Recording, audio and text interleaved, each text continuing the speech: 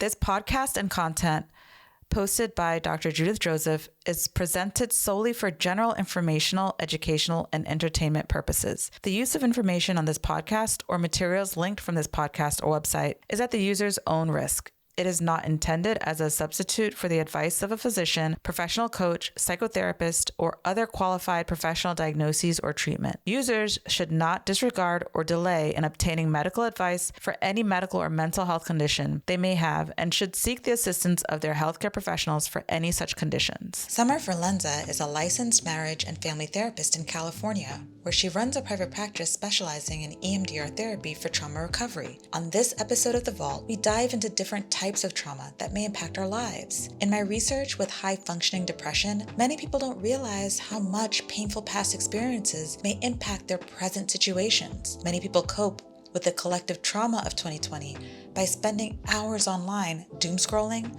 spending money, or engaging in habits that are not healthy. Others may overwork and spend their time hyper-focused on their careers and academics, rather than processing their trauma because they're avoiding the trauma. And you can toss it back and forth between your hands.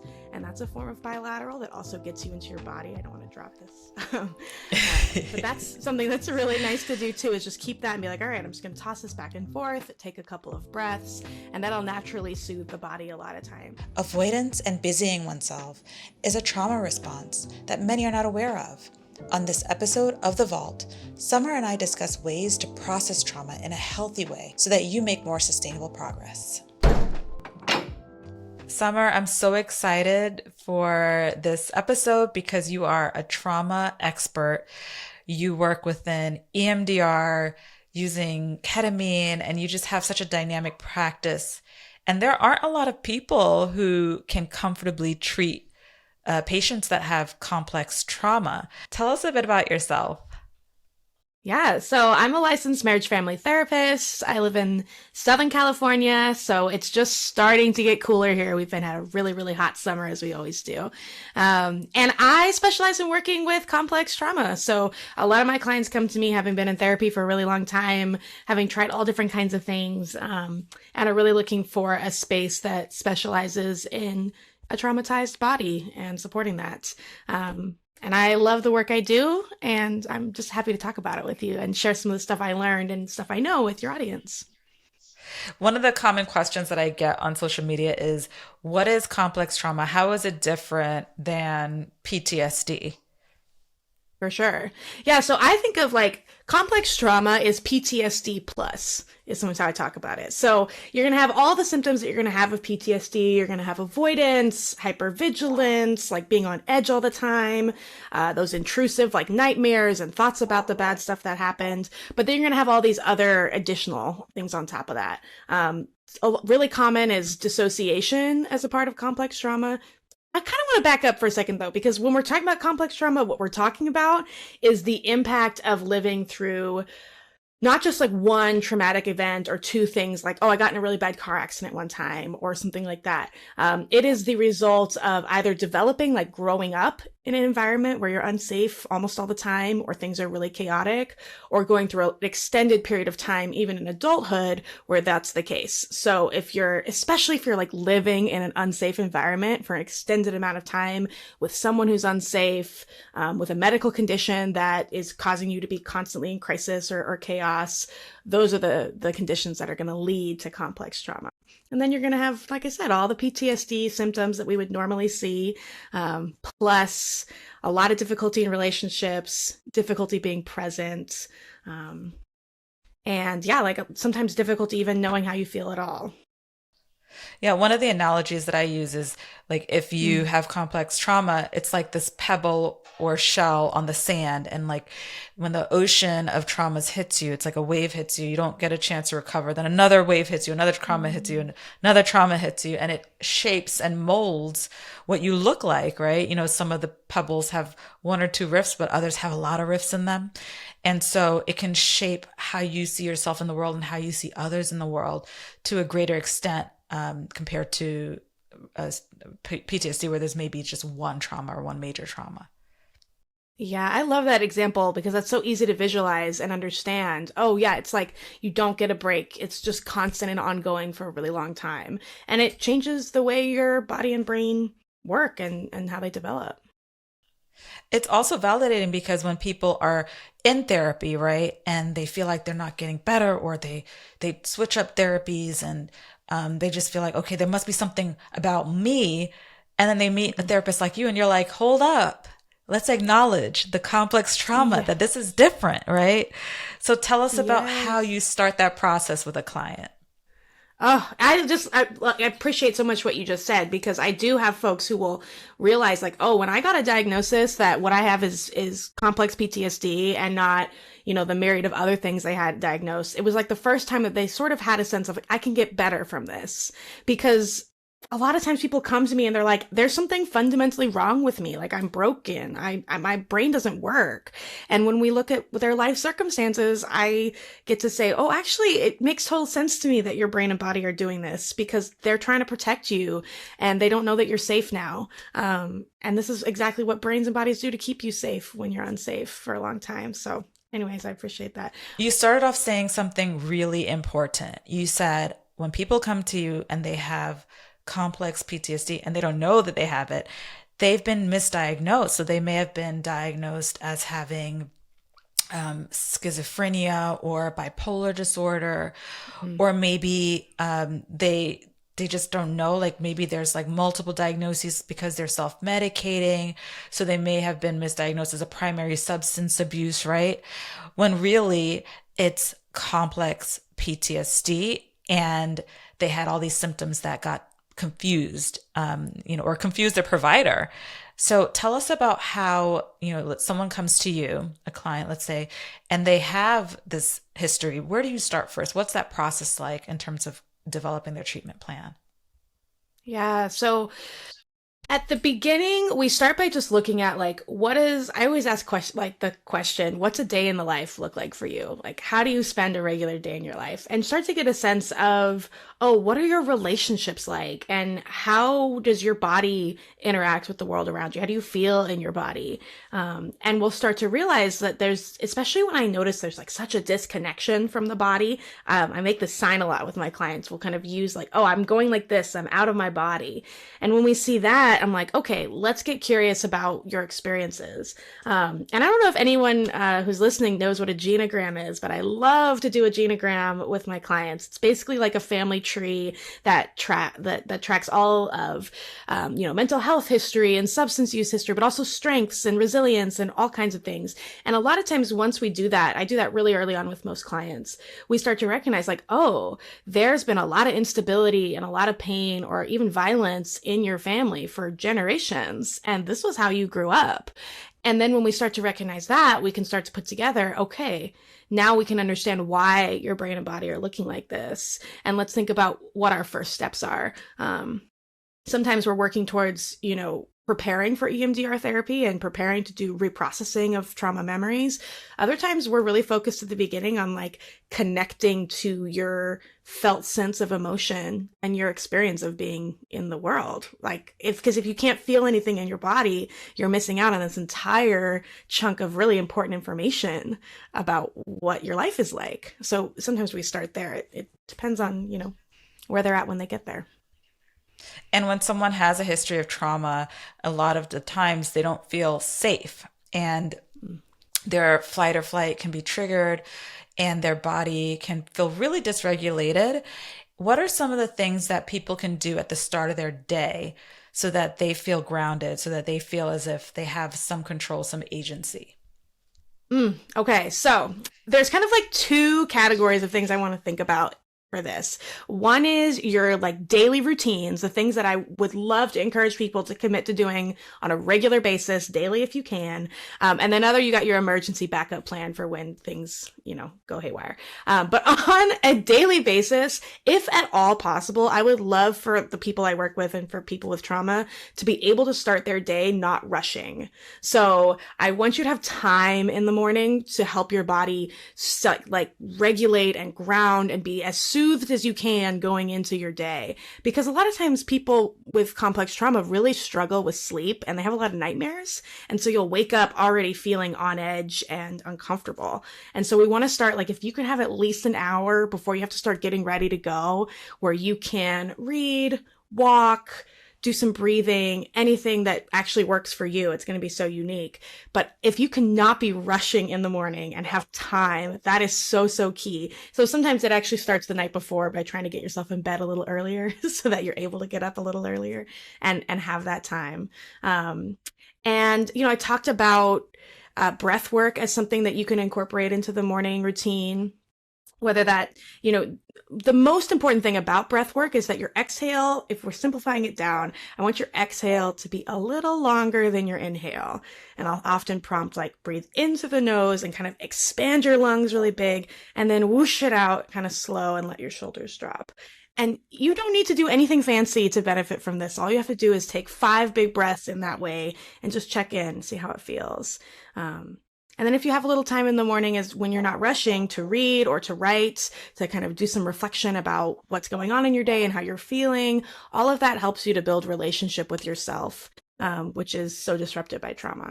But my big key is, like, don't rush. If you can give yourself that gift of time in the morning, it's so helpful. I love that, because even people without trauma, if you're rushed, if you're crunched for time, you notice things about yourself. If you're rushed, you're more irritable. You're snapping at people, right? You're moving in a way that's like a bit more aggressive. And when you put that energy out in the world, people pick up on it and then you get it back. So that just adds on to the problems that you already have, right? I love, love, love that. Give yourself the gift of time.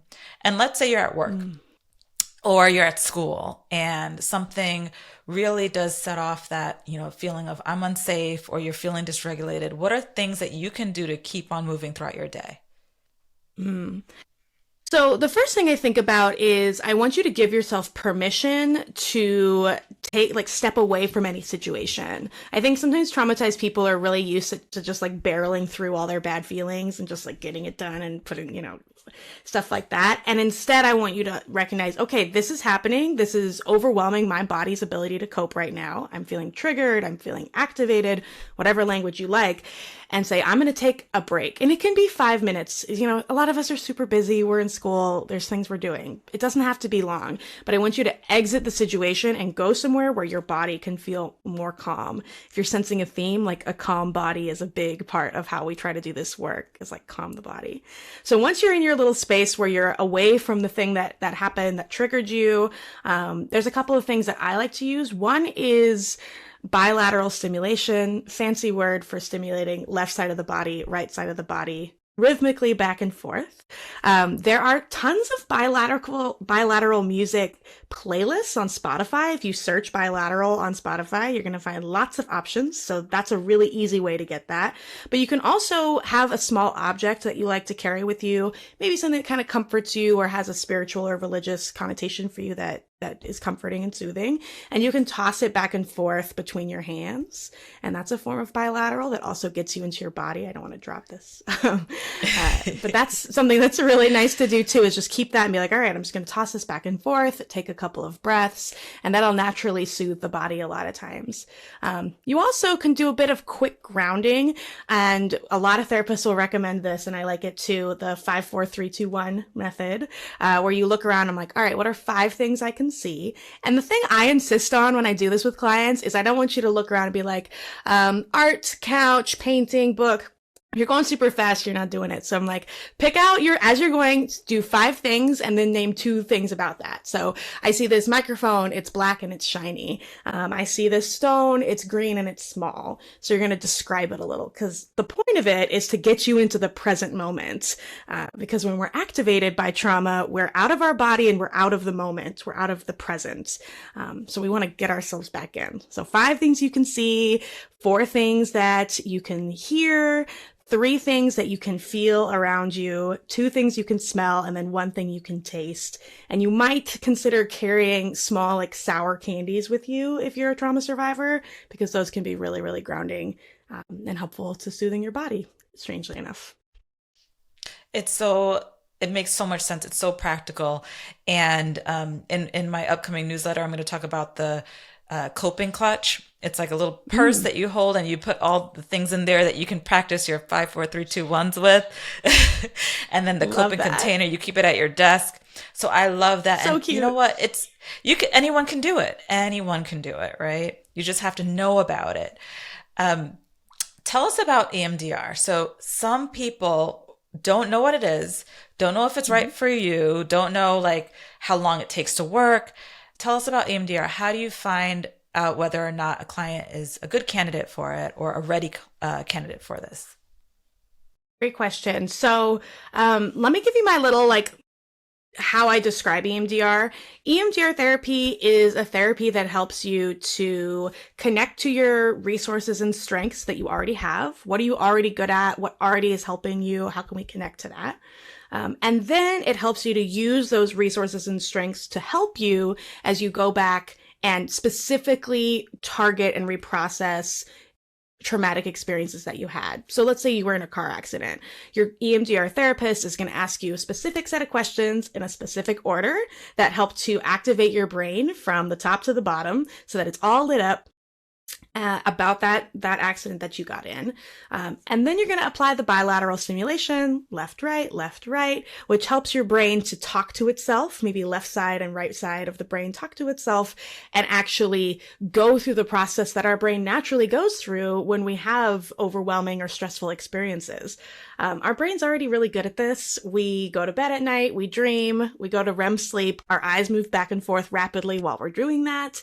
And we wake up in the morning, we often feel a lot better about whatever it was that happened the day before. So we're just using a natural process that your body already does to help you get through these really stressful experiences. Because when the stressful experience happened, it was so intense that it overwhelmed your brain's ability to cope in that moment and to go through that natural process. So your EMDR therapist is going to help you do that. Go back to it and create an environment where you can do that and use your brain the way that it knows how to take care of itself. So if you're going to be a good candidate for EMDR, the first thing that I would think about is, do you have a support system around you who's going to help take care of you as you're doing this work?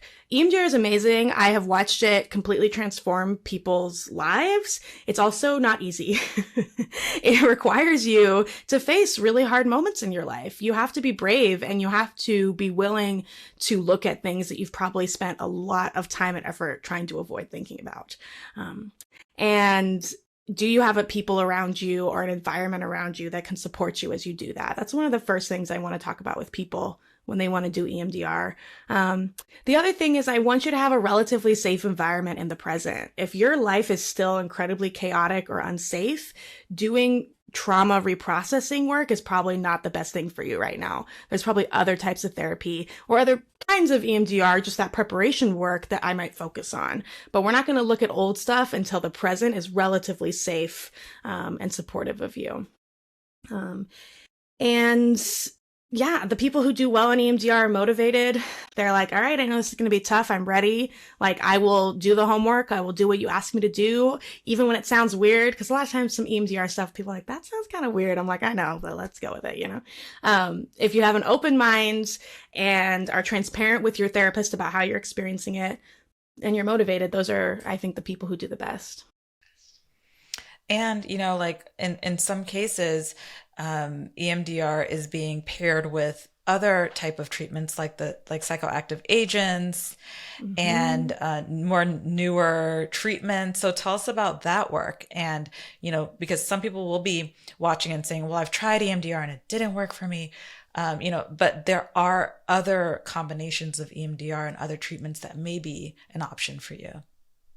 Yeah. So there is, I'm so glad you brought that up because there are many people who've had an experience of EMDR that was unsatisfying or unhelpful. And I always recommend, I always say, first of all, nothing works for everybody, right? Anyone who's in the medical field knows that there's nothing that's universal. Everybody always needs a little bit of an adjustment or something specific to them. So that's okay. And then second of all, are you meeting with a therapist who has training and competency to work with what you're bringing to the table? Because, I was trained in EMDR back in 2017 and the clients who I was able to help that, I've been continuing my training and education this entire time in this modality and have really increased my skills. And now I can work with clients who have longer or more complex histories. But you're going to want to find someone who's really competent to do that. The cool thing that I think you're referencing right now that is kind of happening in EMDR land, at least in some corners of it, including my corner, is combining EMDR therapy with psychedelic therapy. So I'm using ketamine as a part of my work with that. So ketamine assisted psychotherapy, which can be legally prescribed. You can work with your psychiatrist and your therapist to use this medicine as a part of your treatment. And what's really cool about ketamine and EMDR therapy is that one of the things that can happen is that it helps your brain to be a lot more flexible in the way that you think. Right. So a lot of times our minds are kind of rigid and they're kind of stuck in one way. And ketamine helps to loosen that up and helps you see things from different perspectives, not just for the time that you've taken the medicine and are experiencing the effects, but also for about 3 to 5 days afterward, your brain is a lot more neuroplastic. So it's a lot easier to change habits, routines, thought patterns. So you have this like golden window of opportunity to try out new ways of living and new ways of relating to yourself and other people.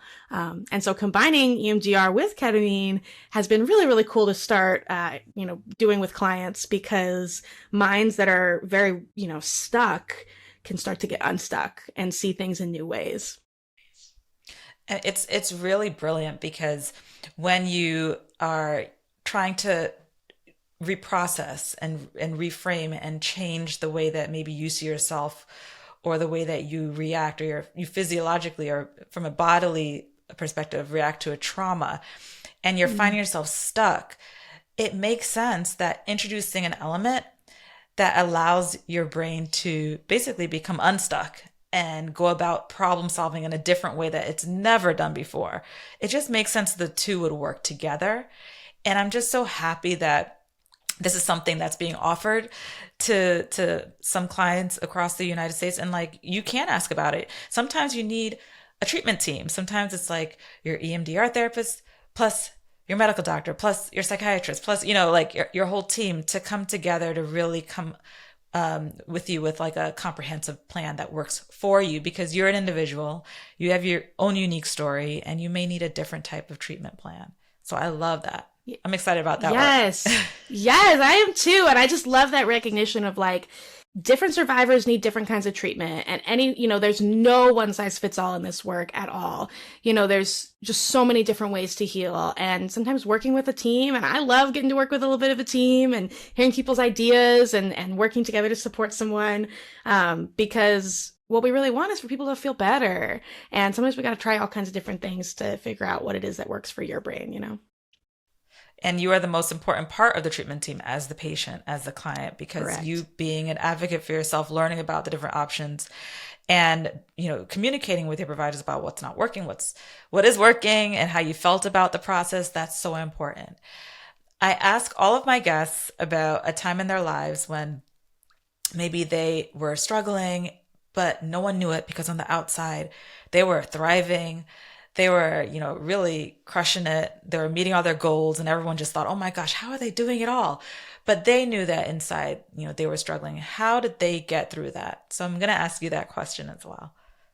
So in thinking about this question, I found myself coming back to my very first 2 years in college. I was like 18, 19 years old. I was a really good student. I was super dedicated to all my classes. I was really involved in extracurriculars. A lot of people would kind of be like, oh my gosh, you do so much, and I was very successful at what I did. And the funny thing about that period of time is that it took a while for me to even realize that, like, I actually wasn't doing very well, because I thought, oh, well, if I'm getting good grades and if I'm getting to all my classes and if I'm winning awards or if I'm doing this stuff, like, that's the evidence of how well you're doing, right?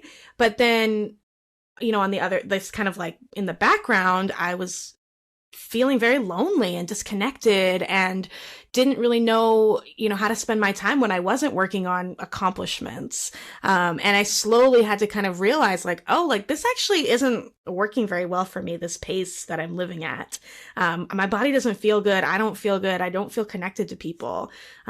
And for me, like one of the big things that helped me shift that was starting to pour back into my body. And I started running, which I had never done before. I always hated PE. I didn't play any sports. I didn't know how to use my body. So I started to learn like, okay, this is what this feels like, and this feels good. And that helped my body to come down from the level of hypervigilance I was constantly at just a tiny bit, and opened up the possibility for me to start connecting with people in real ways and in new ways. But it was just interesting to reflect on how I didn't even realize I wasn't doing well for a long time. And it took a couple years.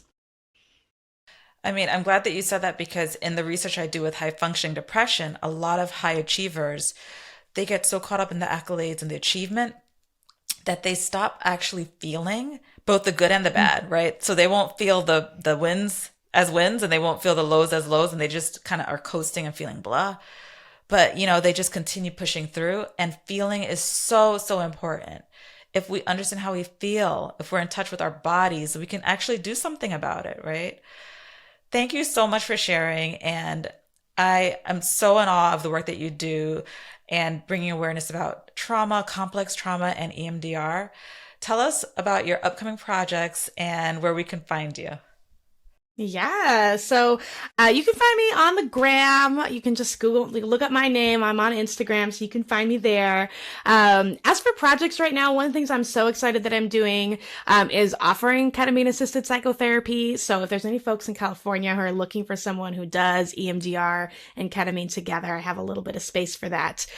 So that's super exciting. I also have, for folks who are not in California and can't work with me, an on-demand workshop that you can find on my website, all about soothing the body after trauma. So I gave like a tiny little taste of the different things I'll talk about and things you might put in your coping kit, coping clutch. So cute. I'm obsessed with that. And I have it's like 90 minutes of me just talking about all different kinds of options, tons of education at a really accessible level. So I recommend people check that out if they like some of the stuff I talked about here. Love it, love it, love it. Thank you so much. Oh, you're so welcome. It's so great talking to you.